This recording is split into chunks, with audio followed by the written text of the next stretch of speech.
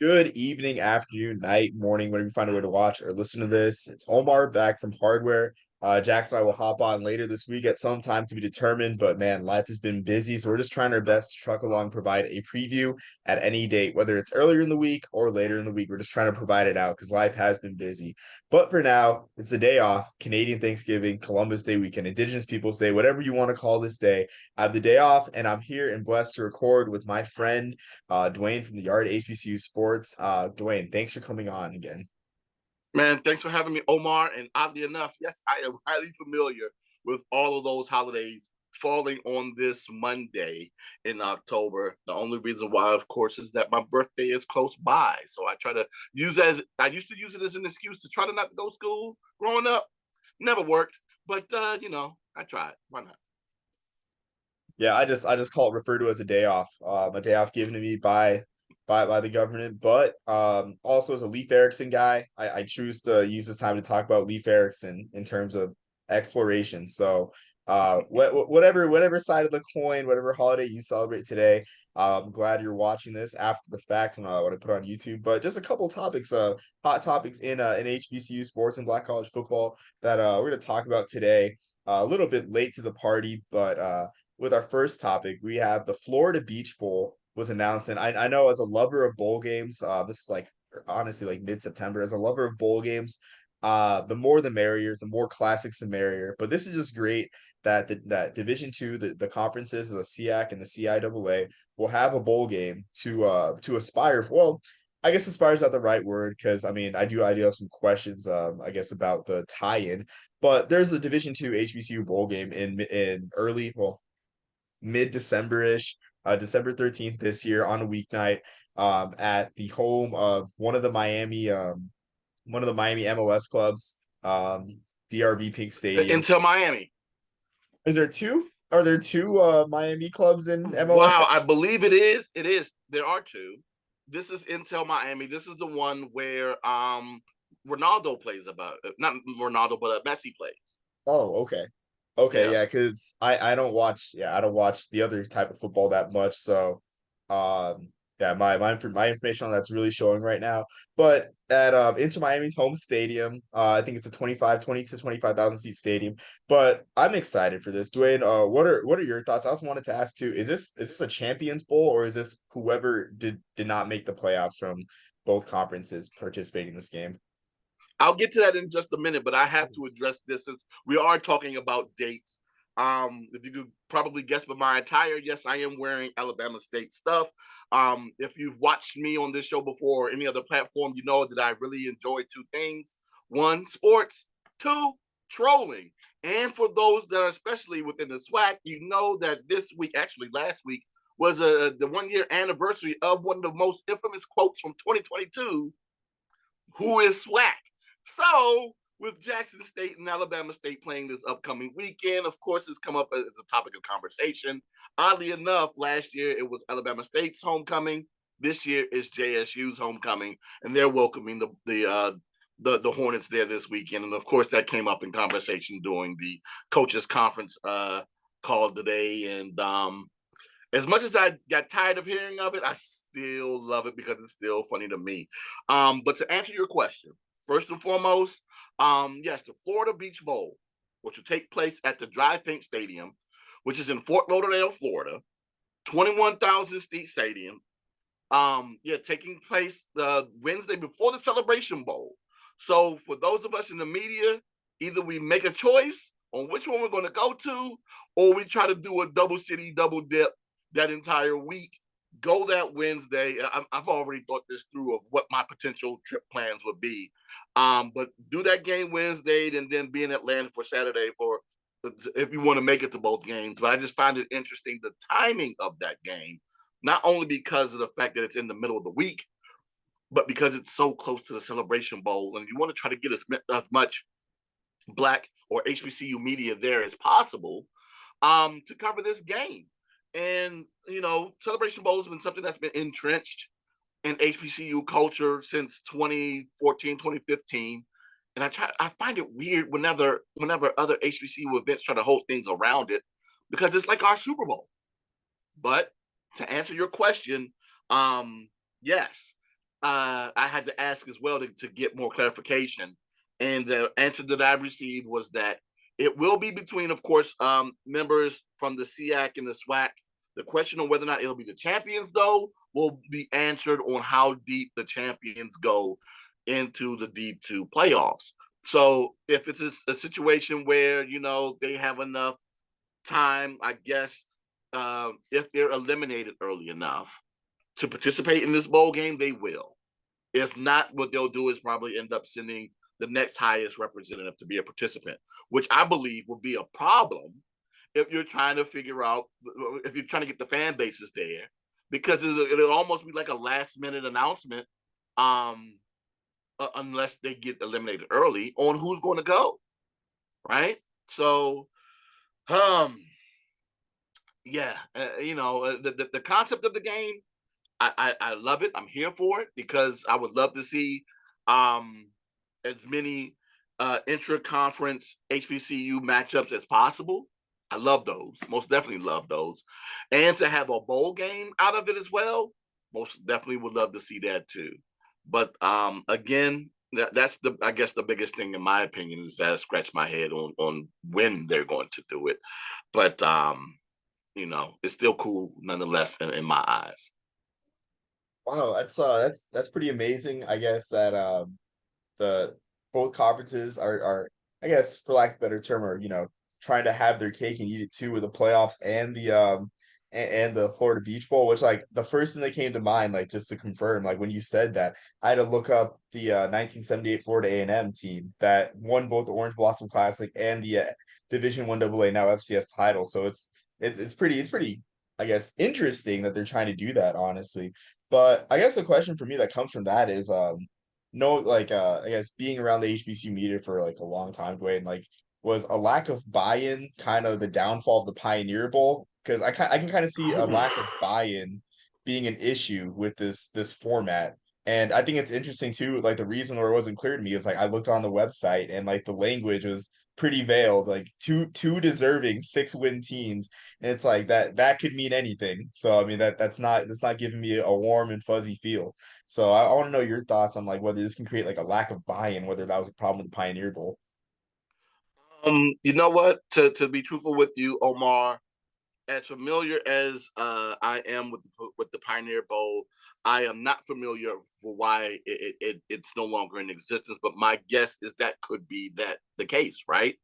Um, and also like you, I thought it was weird that there wasn't any clarity. Well, not clarity. I shouldn't say that because it's clear what the situation is going to be, but we don't know in advance who the exact participants in this bowl game are going to be.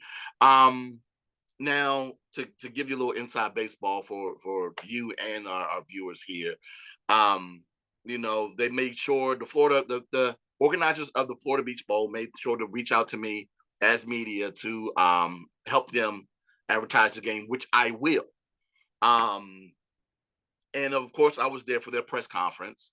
Um, and there were some technical issues there during the press conference, unfortunately.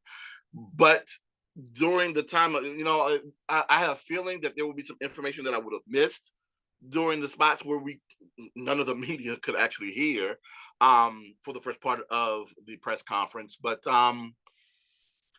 one of the biggest questions, of course, was the one you just asked. Who would be the participants? And it did take them a little bit to get back in contact with me. And then when they finally did, it was exactly what they sent out in their media releases in terms of a deserving member of both conferences, which is, of course would be, I guess the highest ranked teams that are still available to play during that weekend. Again, it goes back to, you know, how early will we know whether or not these teams will play? I was hoping that it would be like a date set, maybe in because it's still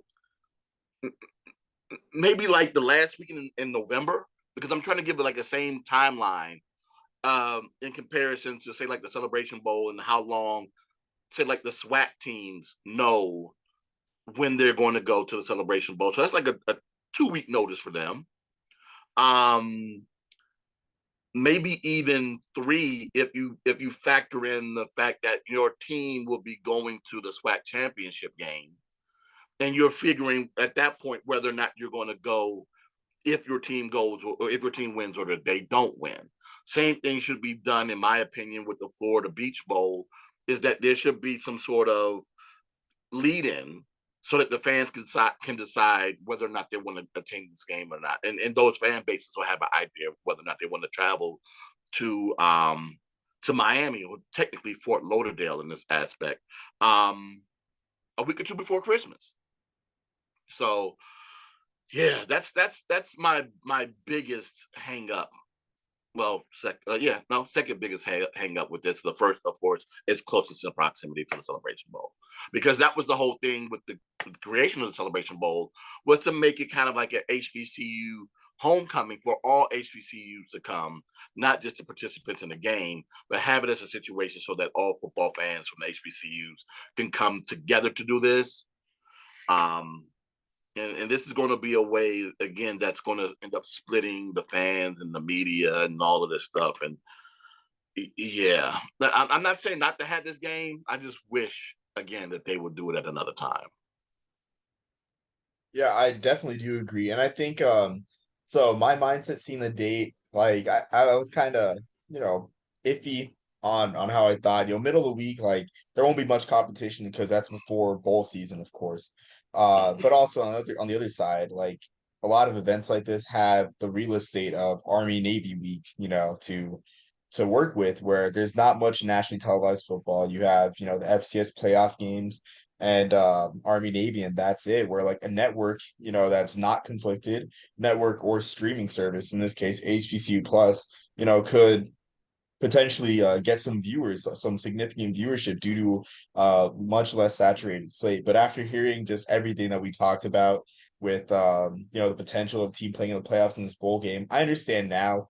I just kind of wish that maybe they, I guess, kind of got more buy-in and from the champions and really made this an event. So kind of like the Saturday before the Celebration Bowl, you have Florida Beach Bowl, then you have the Celebration Bowl the week after, or almost like you add on the SWAC championship on December 2nd. That's like 3 weeks of the three most important Black college football games in the country at that time. So I think that's kind of a missed opportunity there. I think something as well though with this format that I do enjoy with the whole deserving teams thing. I love parity. I love seeing new teams like get into bowl games and everything, which is why like Jackson State's runs the past couple years were great because they weren't a player really in the Heritage Bowls back in the 90s. Just looking at the Wikipedia page. Same thing with like South Carolina State. They hadn't appeared in the bowl since like the 70s. So I would love to see, frankly, like if the champions opt for the Division II playoffs, or there's an at-large situation between one of the other division champions and the CI, maybe like a 6-5 Lincoln sneaks in and plays, a 6-5 Kentucky State. I would love that personally. I love parity. And my question would be: would the organizers of the game love it if it's Probably like a not. Kentucky State and Lincoln, Pennsylvania? No shade on either program, but my guess is that they will probably like to see um, fan bases that travel. And again, I'm not making any disparaging remarks about either program, because they could go ahead and surprise me and show me that they will travel for this game. But off the top of my head, I really am not sure. I'm not. But again, Fort Lauderdale in December probably will be comfortable weather. Might not be opposed to going to do so, right before Christmas. Yeah, no, exactly. And I mean, it's not shade. I mean, on this podcast, I like to call it bulletin board material. I think a few weeks ago I challenged Delaware's administration to just rethink the way they were framing things about talking about inferior institutions in the CAA. I mean, talking about like the Route One rivalry and all that. So it was bulletin board material, not exactly disparaging or anything. So I just want to reassure you. This is Wait a commonplace minute. No, bulletin board material. just to veer off the HBCU conversation, because of course now you're talking about Delaware, who is a member of the CAA with my Aggies. Did they? Was that a comment that was made as they were exiting the conference?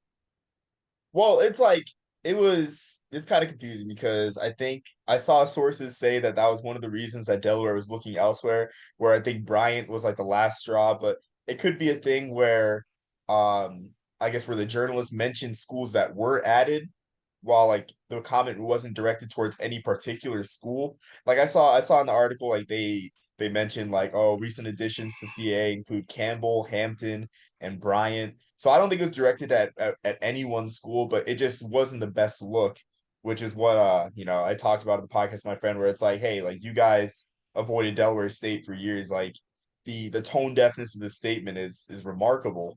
Yeah. But so that's just that. I know you're about to get heated, if they're talking about the Aggies, because I know biggest HBCU in America, and it's like if you want enrollment, like NCAA&T's got it. I mean, it's not. I mean, that's half. I think when it comes to FCS realignment, like enrollment is a really huge part. So I don't think anything was directed towards the Aggies. Long story short. Oh no, that's not what I was worried about. Oh, okay. And oddly enough, we did discuss this before the show in terms of tangents that we might make, and I guess this will be it. I, like you, am most definitely questioning the move from North Carolina A&T to the CAA. I don't care how early you're questioning these things, because I saw that those were remarks that were made towards you about it. Because since your article about the move, I haven't seen much that's changed, and I don't know if much will change over the next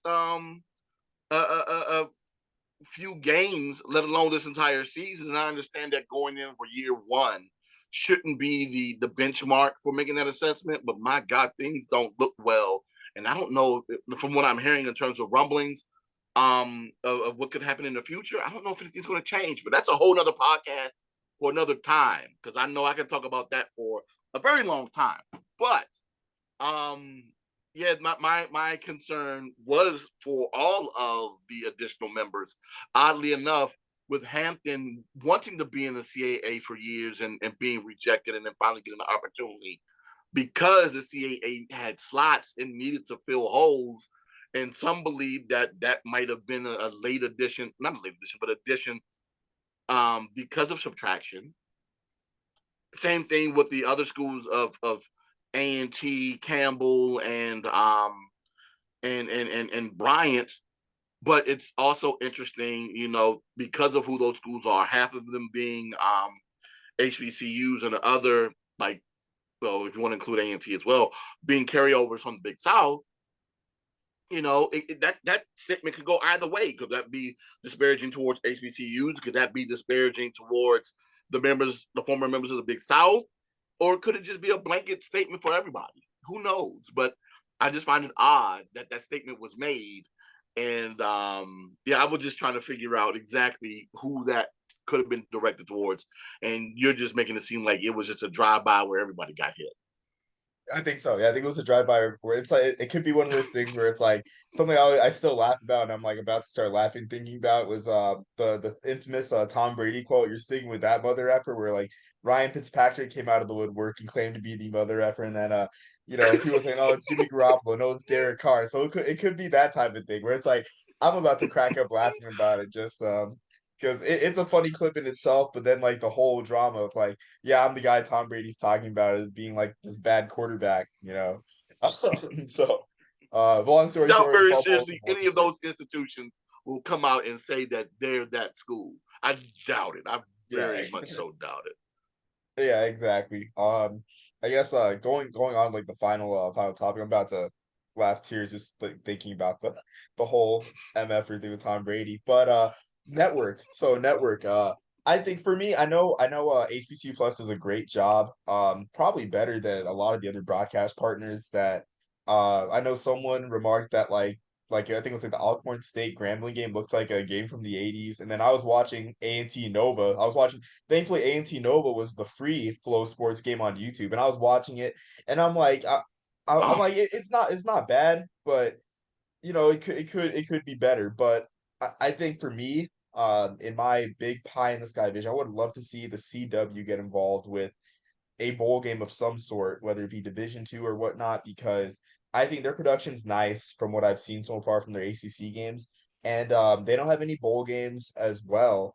And I mean, I do think that there would be strong viewership on a Wednesday night, for a college football game on a network carried by 100% of really households, really. So I just want to know your thoughts on the broadcast partner for the Florida Beach Bowl. No, I completely am in agreement with you on that. To go ahead and have a linear partner like a CW would be wonderful for them to do so. I also wouldn't be opposed to it being an HBCU plus either.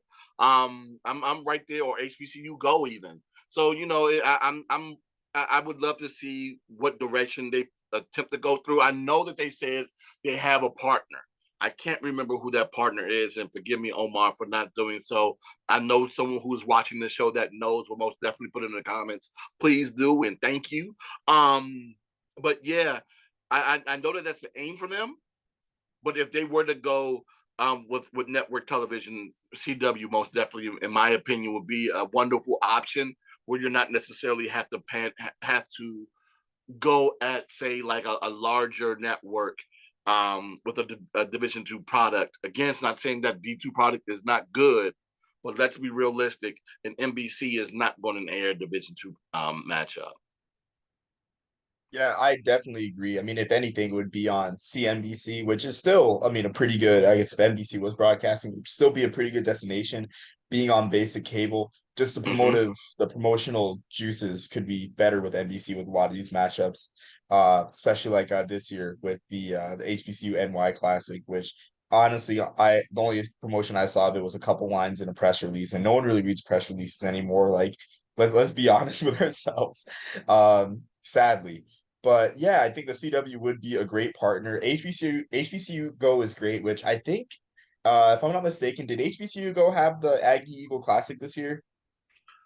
Ooh, now you're gonna ask me if I watched that game as an Aggie. Oh, Ooh, he's about to embarrass me like that on the TV. My God, because I didn't watch. But I don't believe they did. It was ESPN. It was ESPN that had it. okay. Yeah. Because I saw something in my NCAT article. Someone, an Aggie fan, mentioned that Wait that a game minute. was No, carried. correction. It wasn't ESPN. It was Flow Sports because it was a CAA game. So yeah, it was on Flow Sports. Okay, yeah, because an Aggie fan mentioned that a bunch of local stations carried that, so I wasn't sure if it was HBCU Go or not. It's the deal that A&T has. I forget what the network is, but it was most definitely done locally in the North Carolina area. And if my memory was correct, I believe there were certain cities throughout the country that also carried that game too. But I didn't hear of it until after the game was played. Um, but yeah, again, I don't remember who the deal is with off the top of my head, but I do remember seeing that, and it was a situation where A&T had somewhere between 3 and 4 of the games that would air on that network regionally. Actually, they made it seem as though that the game would also air in cities like Los Angeles as well. So yeah, I mean, my guess is that they were all non-conference matchups, and if that was the case, then yeah, it would most definitely be that A&T Central game as one of them. Yeah, I mean, on that note, like the CATV deal, gets a lot of garbage from Flow Sports, which there are its downsides, but I will say its ability to partner with local TV linear partners is really great. I mean, it's really great for those local fan bases, and I mean, that's where you want to be as FCS league. You want to be a solid regional league, which I mean, I think for that alone, the schools that do take advantage of that, like I'm gonna write something about Maine doing that this week, like Maine. NCAA, I think they're the ones that get the most juice out of the squeeze out of that TV deal on a brief tangent. But just talking about the CW stuff, I think that's a good segue for our next topic, which was which the CW was the original broadcast partner of the Cincinnati, or not original, the proposed broadcast partner of the Cincinnati Chili Bowl, which quietly was taken out back like old Yeller, and the dream was shot down for another year. But that being said, I think it would be great, for I think the CW just wants TV inventory because you look at the Cincinnati Chili Bowl. I don't see the Big Ten or any Power Five conference partnering with that, but with a bowl game in a 20,000 seat stadium in Cincinnati, that would be more like the MAC or like Conference USA. So I mean, I can see the CW wanting TV inventory, but going on to the Cincinnati Chili Bowl, unless you have anything final to add, Duane. No, I'm Okay, fine. all right. And going on to the I was Cincinnati about to say Chili I'm Bowl. licking my chops over this chili bowl thing, but that's of course a food reference that I'm going to stay away from. Yeah. That's not, but yeah, it's making me hungry too, just talking about it. But to going on the Cincinnati Chili Bowl, I wrote something last week about how if the Cincinnati Chili Bowl really wanted to get involved and do something for well, I guess host an event and something that would benefit the local community and the student athletes, they would look to the FCS and potentially even HBCU Classic. So I want to know your initial thoughts on a potential HBCU Classic because we have seen cities that aren't as to I guess the casual fans aren't as natural a fit for HBCU Classics. I mean, the Circle City Classic has been long running. It came back this year. The Classic for Columbus is another one that comes to mind, even though that one's been dormant, but we'll talk about that one later. But I want to know your thoughts on that. Yeah, those matchups are rather well. Those games are rather interesting. To have a HBCU matchup in cities or in states where there aren't there are very few, if any. You talked about Circle City, which is of course in Indianapolis, where there aren't any HBCUs. Then you talk about the potential of the Cincinnati, or the Cincy uh, uh, uh, uh, Chili Bowl, and then of course the other contest you just talked about as well in Ohio, where there's only Central State. It's interesting to try to pull fans to those games. I don't necessarily see those as being a situation where it's a no-win situation with the promoters. I truly believe that if you get the right programs there, and if you actually have the revenue to do so, that it's something, and also you pick the right venue. That these are things that most definitely could be carried off. But the state of Ohio has been most definitely been known as a place where they've attempted to do, excuse me, HBCU classics before in the past. Just doing some quick research. There was a Midwest Classic, the Dayton Classic, the Riverfront, and the Cleveland Classics, which ended up merging, becoming the Ohio Classic. And then, of course, we have the current Black College Football Hall of Fame Classic, which happens in Canton. Um, so I could see that game working. And I know the organizers of the Ohio State, well, not the Ohio State, I'm sorry, the Ohio Classic, believe that it can too. And they also list their factors on why that game was a failure in the past. And I completely agree with them. Of course, the biggest thing or the overarching thing, of course, is money. And one of the issues they had, especially with the final participants that they wanted to have within that classic, was that those two programs, and I believe was it Florida A&M and Bethune Cookman, ended up getting guarantee games or um, money games from both Ohio State and Nebraska, respectively. So they ended up, of course, getting more money from those games than they would have to participate in that classic. Another thing, of course, was cost of fuel, and having those teams travel from Florida to Ohio would have been astronomical. Um, and then, of course, number three, the cost of advertising and the loss of advertising that they ended up having with companies having other streams of advertising, and decided that it probably would be more cost effective to go there than to advertise with that game at the time. They decided to do that. Now, if you were to have smaller institutions from closer, well, not smaller, yeah, if you would have smaller institutions that are closer to the greater city of Cincinnati, I think it would work in a smaller stadium, because that was the other thing that they had issued too, by having those games in the stadiums where both the Browns and the Bengals play. wasn't cost prohibitive. So if you were to have it in a smaller stadium, what's that? With the stadium where Cincinnati FC, is that what the name of the team is? Yes, that's the team. Yeah. So if you would have it at their stadium, it most definitely would, in my opinion, would have been or will be a spot where that would work. And if you were to invite schools from the surrounding areas, of course, um, a, a, a, a, Central State. Wow, it was on the tip of my tongue and I just couldn't get it out. But like a Central State, Kentucky State, um, maybe even a Lincoln in Pennsylvania, Lincoln, Missouri, um, West Virginia State, maybe even, right? Or maybe just outside of that realm, which is still close enough, say like a Howard, a Morgan State, which two teams that have most definitely played in that region before. Maybe even if you want to stick to just D2, because I know that that might be a way for them to really get this off. But maybe like a Bowie State, Virginia Union, which is also played in Ohio too. Maybe even a Virginia State. If you were to get those programs, or if you want to get lofty with it and reach out to say like a Morehouse or a Grambling for that game too, I think those will most definitely be the programs that you want to attach to with this game. But the problem is, of course, when you're talking about attempting to get FBS programs, a lot of those teams already have classes that they play in early in the year. I know that reaching out to FCS programs in the past was an issue because of all of the money games that they participate in. I don't think that that's going to be that much of a thing as these FBS programs look to curtail that in the future because, of course, they want to participate in their own playoffs too. And playing against these smaller programs will hurt their strength of schedule. Um, so, and then, of course, these FCS programs are going to want a certain amount of money if they participate because, of course, they have costs that they have to take care of.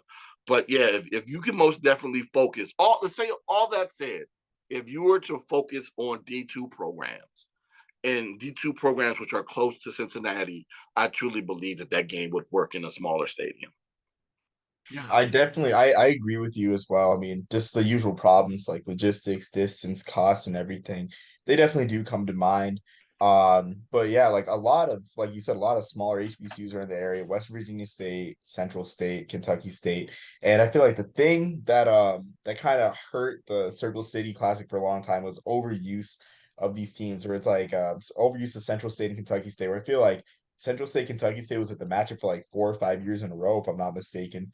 Mm-hmm. um where if you it almost feels like if you can rotate the teams around classics in the area, like they all work together. You just plan them on different dates and whatnot, so it's like not direct competition. Something else that I just like I thought about is having this game in week 0, which I wonder why a lot of these when a lot of these classics don't use these neutral site classics don't use week 0 or use windows like that to their advantage, because also like sponsorships and TV money is a huge thing. With the Orange Blossom Classic, the Black College Football Hall of Fame Classic, those both being on Labor Day Sunday, the viewership numbers weren't great this year, but I mean, still cracking 100,000 is great. And even a classic like the Brick City Classic in Newark, um, that one got a national TV spot on Crowded Saturday, and I mean, I'm not mad about this at all, but I'm actually glad. But they outdrew my alma mater playing right after them in terms of TV numbers. They drew more viewers to that game. Moving a game like that or having the Cincinnati Chili Bowl on a week 0 on the CW, I think that has great potential for that, for the network and the classic as well.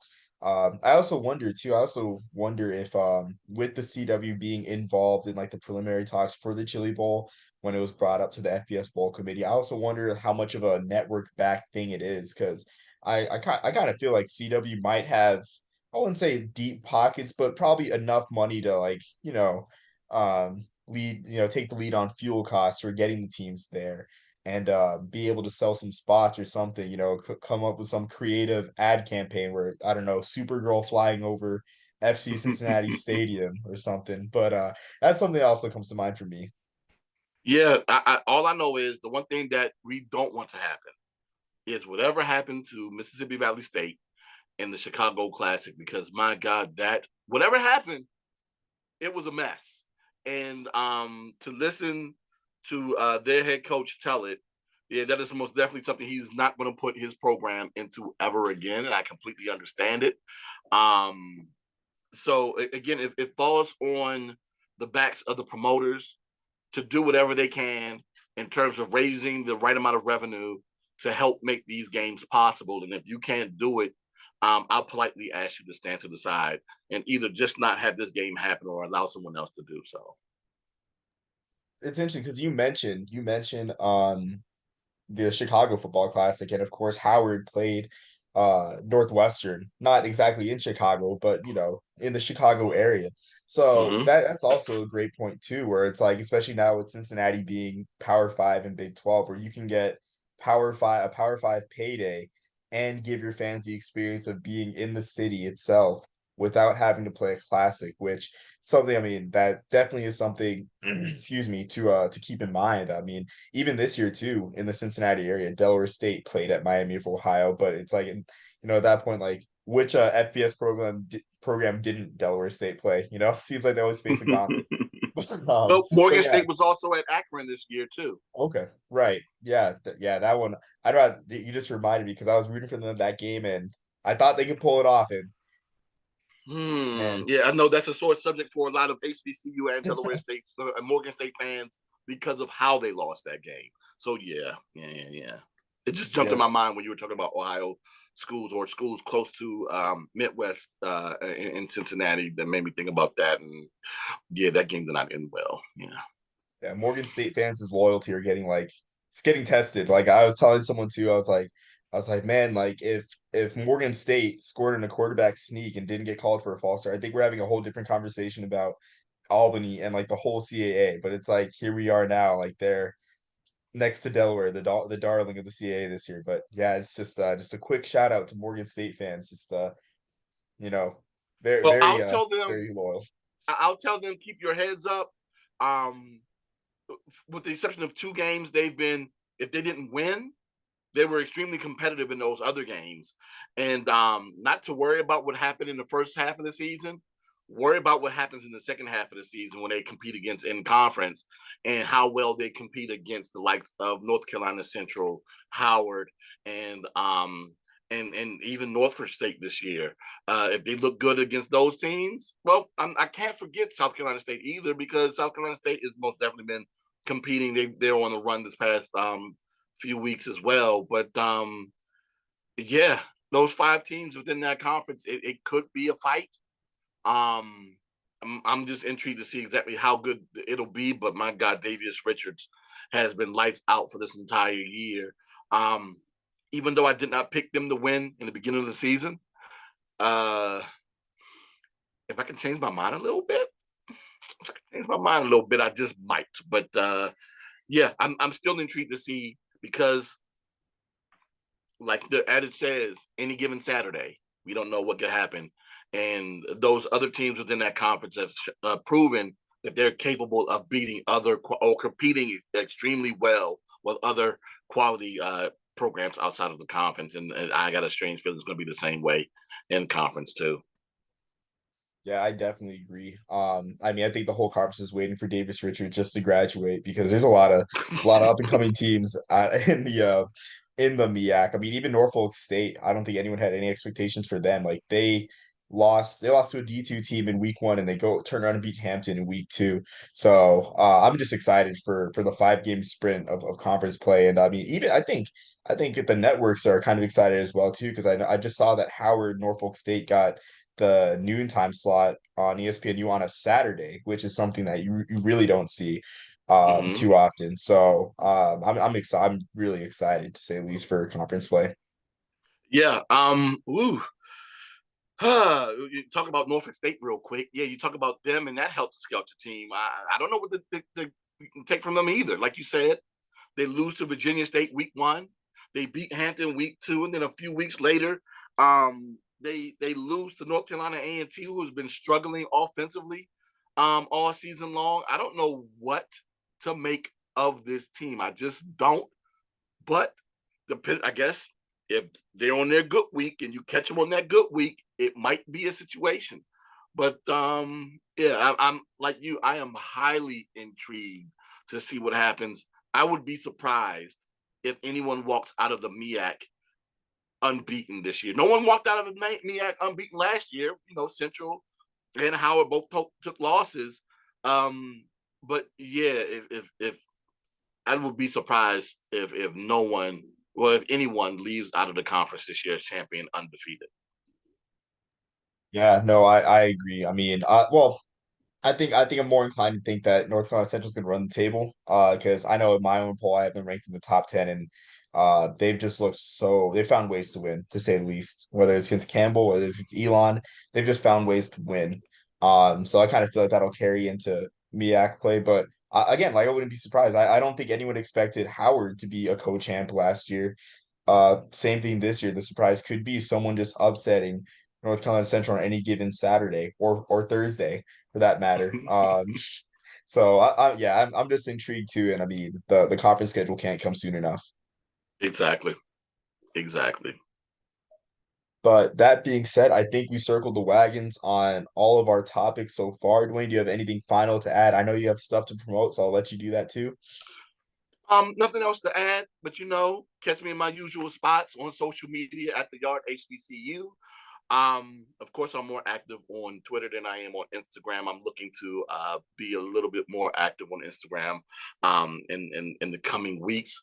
But of course, as always, you can catch my weekly previews for the top five FCS matchups in HBCU football every week, and my predictions of all the games on the FCS level at herosports.com.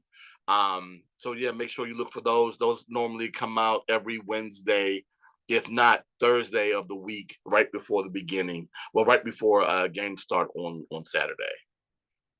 Yeah, and I mean the articles, the previews, the rankings, I guess the game rankings, I mean, just great reads all around. I mean, even if you're trying to get into or just a casual right now, black college football or FCS football on a whole, definitely a must read. So it's always a pleasure to have you on, Dwayne. Really appreciate it.